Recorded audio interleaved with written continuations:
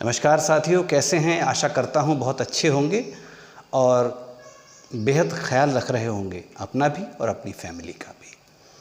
आज इस वीडियो में हम एक बड़े ही इंटरेस्टिंग टॉपिक पर बात करेंगे और ये टॉपिक है हमारा पास्ट, हमारा वैदिक एज, हमारा वैदिक काल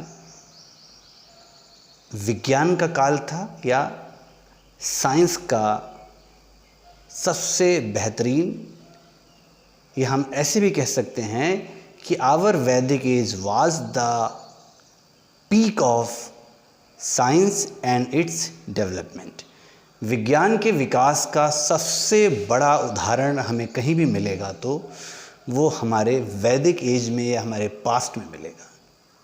ठीक है, आइए मैं छोटे छोटे कुछ उदाहरण देकर अपनी बात को प्रूव करने की कोशिश करूंगा या समझाने की कोशिश करूंगा।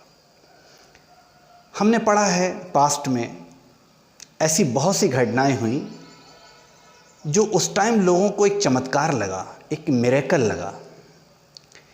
लेकिन जैसे जैसे साइंस ने तरक्की की और उस वैदिक एज के इंसिडेंट्स को हम आज से जब जोड़ते हैं, आज की घटनाओं से, विज्ञान के हर दिन होने वाले डेवलपमेंट से जो नई नई चीज़ें सामने आ रही हैं, हमें तुरंत याद आता ही होगा कि ऐसा तो हमने वैदिक एज में, अपने एपिक्स में, अपने एपिक एरा में पढ़ा है या उसके बारे में लोगों से सुना है। कुछ एग्जाम्पल्स आपके सामने शेयर करना चाहूँगा इस वीडियो में। अच्छा लगे तो लाइक करें और शेयर करें। सब्सक्राइब आपने कर रखा है, उसके लिए थैंक यू वेरी मच। जैसे हमने एक उदाहरण बहुत अच्छे से सुना है पुष्पक विमान का। इसका मतलब उस टाइम भी एरोप्लेन टाइप का कुछ लोगों ने बना लिया था या विज्ञान वहां पहुंच चुका था। ऐसे ही एक बहुत ही बेहतरीन एग्जाम्पल आपने देखा होगा, सीरियल्स में देखा होगा कि महाभारत के दौरान संजय धृतराष्ट्र को लाइव टेलीकास्ट दिखा रहे हैं, यानी कि दूरदर्शन टाइप का कुछ ऐसा गैजेट उस टाइम के साइंटिस्ट ने या ऋषि मुनियों ने ईजाद कर लिया होगा।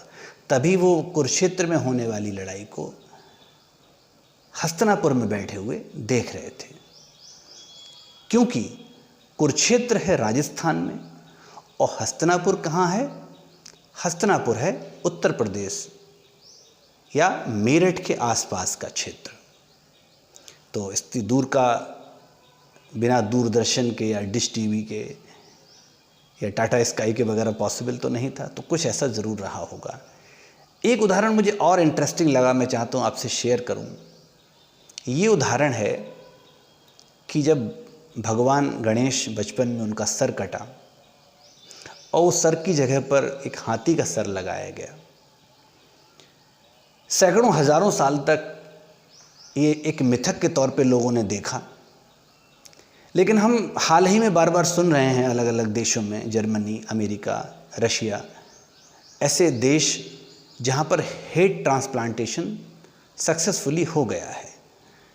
ये अलग बात है कि गणेश के उदाहरण में एक कदम आगे की बात है। यहाँ हेड ट्रांसप्लांटेशन के साथ साथ उसको एक एनिमल के हेड से चेंज किया गया है, रिप्लेस किया गया है। ये शायद एक कदम और आगे की बात है। हो सकता है अगले 100 साल बाद हम ऐसा भी देखें और तब हमें इस कहानी में सरप्राइज ना मिले। एक और बात जो मुझे लगता है थोड़ी सी नई होगी, प्लीज़ अच्छा लगे तो दाद दीजिएगा। कौरवों के 100 भाई, पहली बात तो ये ही डाइजेस्टेबल नहीं था कि 100 भाई एक ही मदर से। फिर भी अगर थोड़ा डाइजेस्ट कर भी लिया जाए तो अगर वो 100 भाई हर साल में एक भाई का जन्म होता तो दुर्योधन के सबसे छोटे भाई की उम्र में और दुर्योधन में तकरीबन 100 साल का डिफरेंस होता। जबकि हमने कहानियों में ऐसा पढ़ा है कि महाभारत की लड़ाई में सब बराबर की लड़ाई लड़ रहे थे, बढ़ चढ़ के भाग ले रहे थे। वहाँ कहीं नहीं लग रहा था कि दुर्योधन 150 साल के थे या उनके छोटे भाई 125 से 26 से 30, 35, 40 के रहे होंगे। मुझे फीलिंग आ रही है कि ये एग्जाम्पल था IVF या टेस्ट ट्यूब बेबी का। आईवीएफ के जरिए ही एक साथ एक मदर के या एक फादर के बहुत से बच्चे एक साथ पैदा किए जा सकते हैं और उनका जन्म भी हो सकता है। ऐसे ही एक और इंटरेस्टिंग बात आपने महाभारत के पीरियड में देखा होगा। मेरे ख्याल से महाभारत एक पीक था साइंस का, कि जब ऋषि वेद व्यास को बुलाया उनकी मदर ने, और उन्हें संतान चाहिए थी अपने वंश को बढ़ाने के लिए, क्योंकि युवराज चित्रांगद और विचित्रवीर्य नहीं रहे, तो उन्होंने अपने तेज के दम पर, जैसा हमने पढ़ा है किताबों में, रानियों से संतान उत्पत्ति की और उसके बाद में पांडु हुए, धृतराष्ट्र हुए और नौकरानी से विदुर हुए। ये क्लियर एग्जाम्पल है स्पर्म डोनेशन का। एक तरह से थोड़ा अजीब लगेगा दोस्तों, लेकिन एक विज्ञान है और इसे नियोग पद्धति के तौर पर हमारे वैदिक एज में मान्यता थी, जैसे आज हमें आईवीएफ के लिए या सरोगेसी के लिए या फिर स्पर्म डोनेशन के लिए आज विज्ञान को सरकारें सपोर्ट कर रही हैं और लॉ भी सपोर्ट कर रहा है। ऐसे एक इंटरेस्टिंग एग्जाम्पल है पांडव भाई, कुंती के पुत्र और माद्री के पुत्र। ये भी एक तरह का ऐसा ही कोई एग्जाम्पल है कि लोग आए और उनके ज़रिए पांडव पैदा हुए। यहाँ पर मैं इतना ज़रूर कहना चाहूँगा कि उस वैदिक एरा में, उस वैदिक एज में, महाभारत युग में, द्वापर में या त्रेता में ऐसा ज़रूर था कि वहाँ पर डोमिनेंस महिलाओं का था, स्त्रियों का था।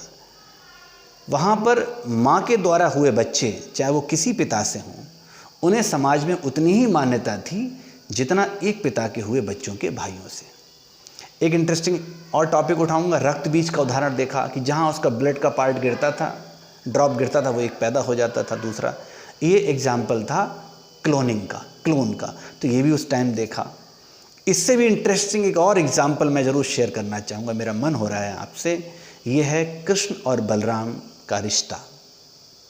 कृष्ण और बलराम दोनों वासुदेव के पुत्र हैं, लेकिन अलग माँओं से पैदा हुए, जबकि वो देवकी के ही पुत्र हैं। ऐसा कहानी में आपने पढ़ा होगा कि जब देवकी के बलराम पैदा होने वाले थे तो रोहिणी, जो वासुदेव की दूसरी पत्नी, उनसे मिलने आई और उन्हीं के साथ बलराम चले गए। तो ये बहुत ही ज़बरदस्त एग्जाम्पल है बेबी ट्रांसप्लांटेशन का। तो बायोलॉजिकली बलराम और कृष्ण सगे भाई हैं, उनकी सेम मदर है देवकी, सेम फादर है, लेकिन साइंटिफिकली वो रोहिणी के पेट से पैदा हुए। इस तरीके से हम देख रहे हैं हमारा विज्ञान उस टाइम महान था, ग्रेट था, और ऐसी बहुत सी चीज़ों को परमिशन थी समाज में, मान्यताओं की, जिसको आज लोग टैबू के तौर पे लेते हैं या उसे कहने में झिझकते हैं, शर्माते हैं। तो ऐसे उस महान एरा को, हमारे महान ग्रेट पास्ट को salute, heads off to all those great people. और हमें प्राउड फील करना चाहिए कि हम ऐसे ही सभ्यता और संस्कृति के पैदा हुए एक समाज के अंग हैं, वहाँ से निकले हैं। तो हमें उस पर गर्व करना चाहिए, सम्मान करना चाहिए। इन चीज़ों को नेगेटिवली नहीं लेना चाहिए, ना इन्हें नेगेटिवली इंटरप्रेट करना चाहिए, ना इन्हें मिस इंटरप्रेट करना चाहिए। इन्हें पॉजिटिवली ही एक्सप्लेन करना चाहिए और पॉजिटिवली ही डाइजेस्ट करना चाहिए। आई होप आप ऐसा करेंगे। अगर ऐसा करेंगे तो बहुत अच्छी बात। Thank you very much, lots of love. अच्छा लगा हो तो प्लीज़ शेयर ज़रूर करें, आपसे बड़ी उम्मीदें हैं। Thank you very much, bye, take care, see you in the next video.